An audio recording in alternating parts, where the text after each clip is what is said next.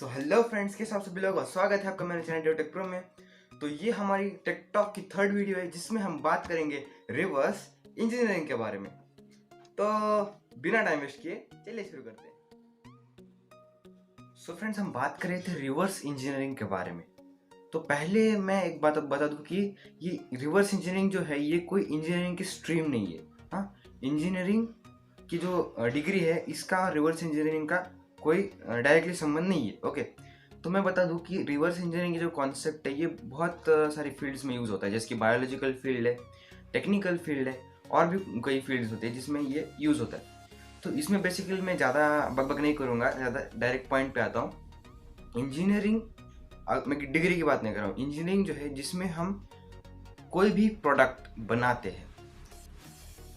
एक वेबसाइट का अगर हमने एग्जाम्पल लिया तो उसका कोड हम डेवलप करते हैं, उसमें टूल्स हम इंस्टॉल करते हैं और एक वेबसाइट हम बनाते हैं। तो ये समझने के लिए, रिवर्स इंजीनियरिंग समझने के लिए मैं एक एग्जाम्पल देता हूँ कुकिंग का। आपने किसी फंक्शन में आप गए, वहाँ पर आपने देखा कि एक मसाला राइस की बहुत मस्त रेसिपी बनाई हुई वहाँ पर, आपको पता नहीं कि वो कैसे बनाई, आपने वो खाई है, बहुत मस्त लगा है।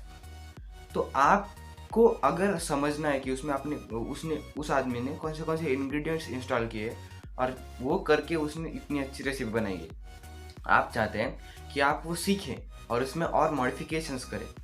तो यही रिवर्स इंजीनियरिंग। मतलब मैं अगर टेक्निकल कॉन्टेक्स्ट में बात करूँ तो एक पर्टिकुलर एलिमेंट को हम डिवाइड करके उसका रीजनरेशन, जो हम बोलते हैं कि वो बनी कैसी है, उसको तोड़ के हम उस पर मॉडिफिकेशन करके फिर से बनाते हैं, इसे रिवर्स इंजीनियरिंग बोलते हैं। अगर वेबसाइट का एग्जांपल लिया तो वेबसाइट के कोड को एनालाइज करके मॉडिफिकेशन करके अलग वेबसाइट बनाना, या फिर सिर्फ एनालाइज करना, रिवर्सली उस चीज़ को रीड करना, उस चीज़ को समझना, यही रिवर्स इंजीनियरिंग है। ऐप के कॉन्टेक्स्ट में आप लिख सकते हैं, किसी सॉफ्टवेयर के कॉन्सेप्ट में, हार्डवेयर के कॉन्सेप्ट में।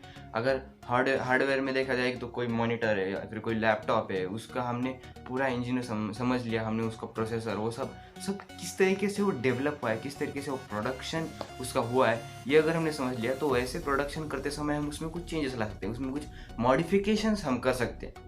तो ये फ्रेंड्स रिवर्स इंजीनियरिंग। और ये कहाँ यूज़ होती है ये मैंने बता दिया कि आप सॉफ्टवेयर हार्डवेयर में तो यूज़ होती है, पर हम आर्किटेक्चर में अगर जाते हैं, एक बिल्डिंग बनानी है तो बिल्डिंग के भी हमें फ्लोर्स को, उसको लगने वाले मटेरियल को, वो सारी चीज़ें हमें एनालाइज करनी पड़ती है।